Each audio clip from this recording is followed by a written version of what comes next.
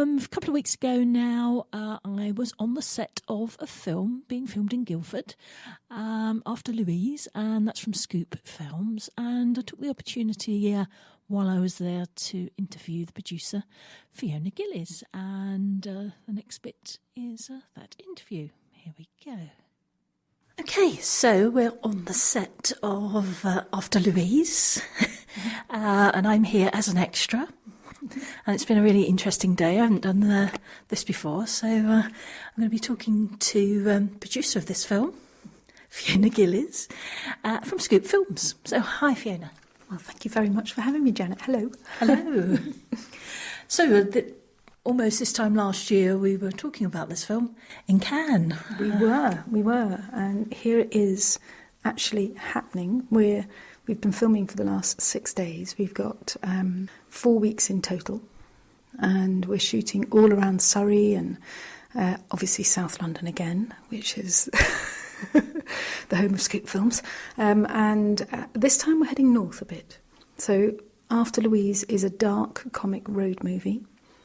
And we have been planning on making it for a while. You and I talked about it in Cannes, so it's really exciting that it's happening now. We've got a young, creative, fantastically talented crew, and we've got a great cast. So we've got a lot of things in place, and of course it's very early stages. Who knows what the final film will be like?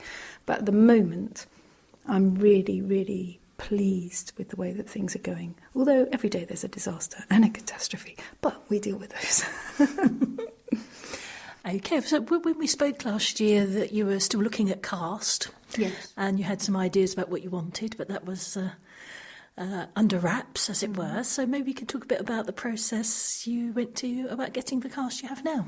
Well, the film is a film about a gardener who lives and works in a hotel, and he's lived there for the last 15 years. He never leaves the grounds of the hotel.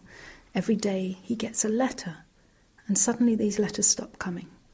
So he knows that he's going to have to go on a journey to the source of these letters, and this is a big deal for him. And we can see that some of the letters that he's received in the past were addressed to him in prison, so we know that he's got some kind of history. We know that it's going to be a big deal for him to leave the grounds of the hotel and go out. So we're intrigued by him. The weekend that he has to leave the hotel, there is a young woman getting married.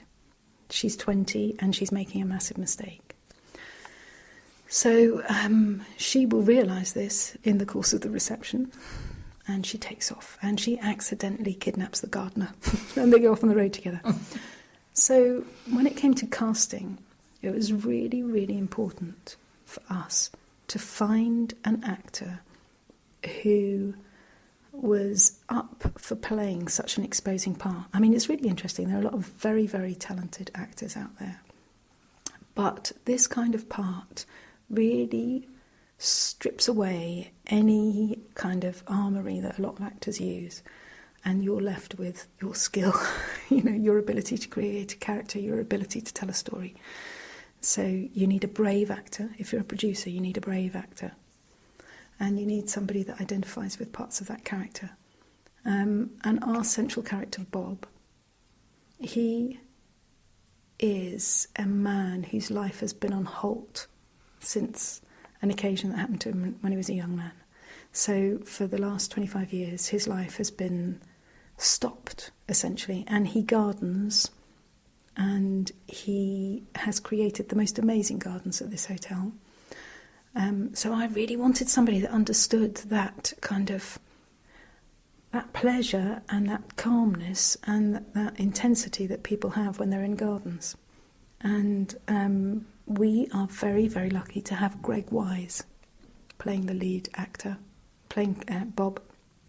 And Greg, we approached Greg's agent, and Greg read the script, and we'd said, take your time, think about it. And then he came back to us kind of within 48 hours, which is very unusual, and said, I'm happy to meet you, let's meet and talk. And we met and talked, and as he walked through the door, I thought, yes, he's Bob.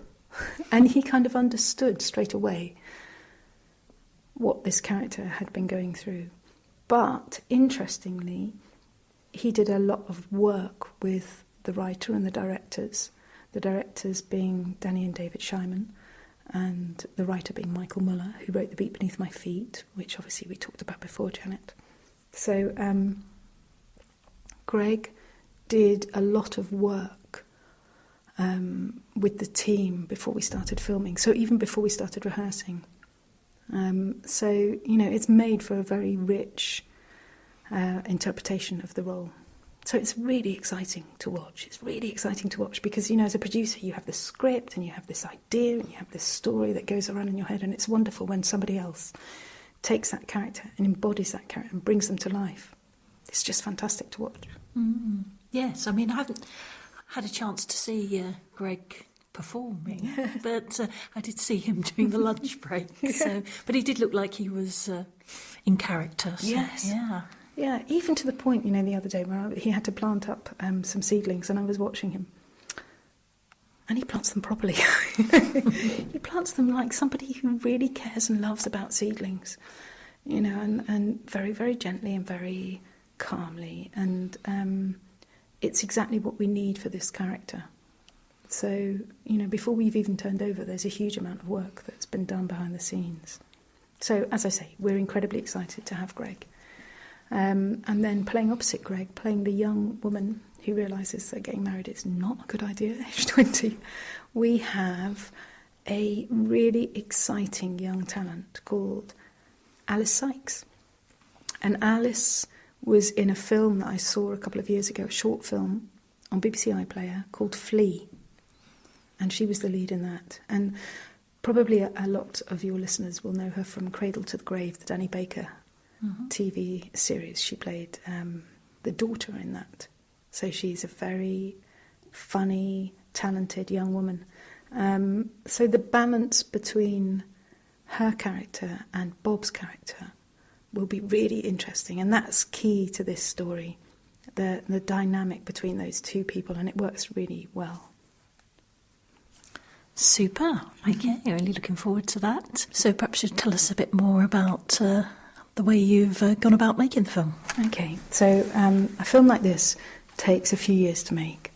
And although we're shooting it for 4 weeks, there's actually a lot of time that goes on prior to this and post. Michael and I came up with the idea. Michael wrote the script and then rewrote it and rewrote it and rewrote it. And then the directors, Danny and David Shyman, who did Believe and The West Wittering Affair, they came on board. And Michael, Raj and I worked closely with them to make sure that we were all happy with the script. Danny and David had ideas that they wanted to bring into the script. So then we started going out and talking to other people about how we'd like to make the film and how we envisaged it happening. You then start going out and raising finance to actually make the film. And we go out and meet people and pitch the idea and pitch the business to them.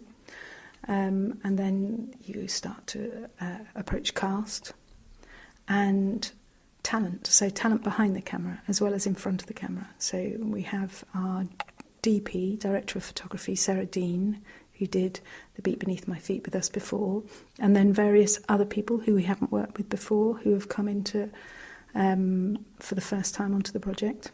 So it's an exciting opportunity to bring people together. Then you go out and film, and then you go into post-production. So what we will do with this film, bearing in mind we're only the first week into the shoot, the plan is afterwards that we have what's called a rough assembly for about 4 weeks. That will last for about 4 weeks, and the editor will do that, and then the editor will have a fine cut of the film, and that takes longer.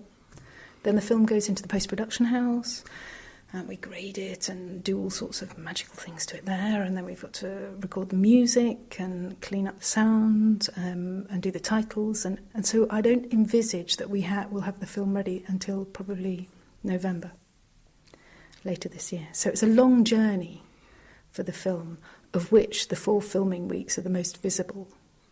But there's a huge amount of work that goes on underneath those 4 weeks. And so It's exciting. It's exciting. It's nice to kind of reach this point where you feel like you've been carrying the project.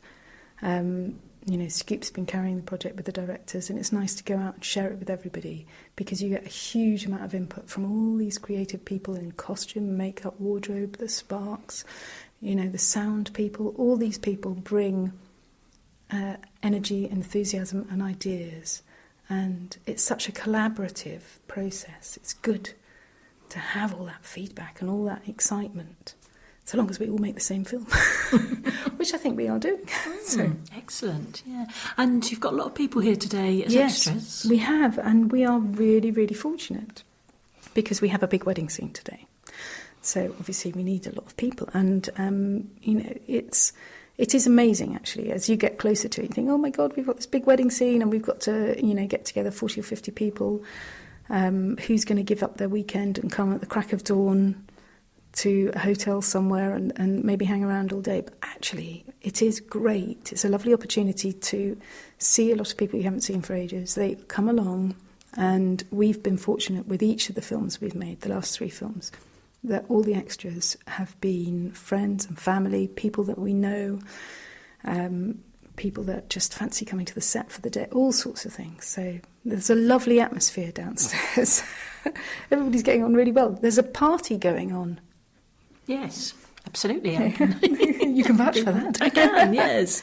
Yeah, no, it has. It's been really, really interesting for me as well. Yeah. I've not been an extra before, and I've been in, hair and makeup and... Yes. Yeah, and then you sit with a load of people that maybe you don't know, some of them you've met before, and everybody's in a kind of buoyant and upbeat mood.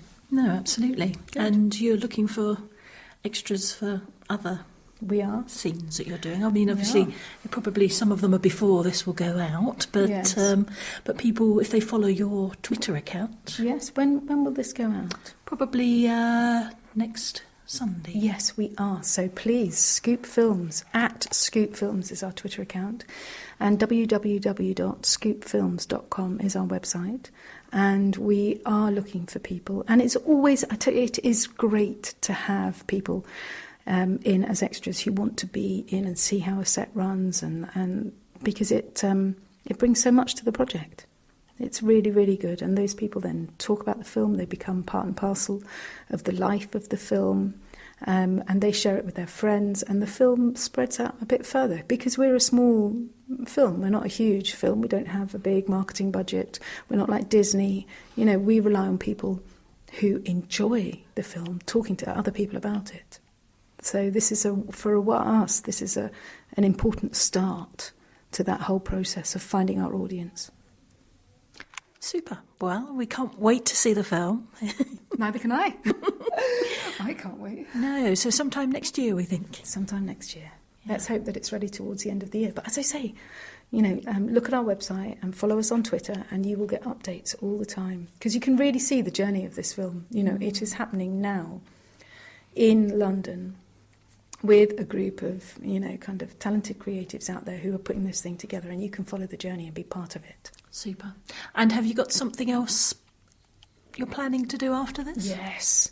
I've always got to. I've got all sorts of things going on all the time. Yeah. Yes, I'm hoping to do a really, really nice short film with Sir Lenny Henry, and a very talented young director. And also, probably next year we have another film, The Lover's Heart, that I would like to do. And we're moving towards that, and that takes us slightly further afield. Mm-hmm. That's more of a national film rather than a South London film. So that'll be a challenge. Yeah. But there's lots of exciting things going on. Great. Super. Thank you, Fiona. Thank you, Janet.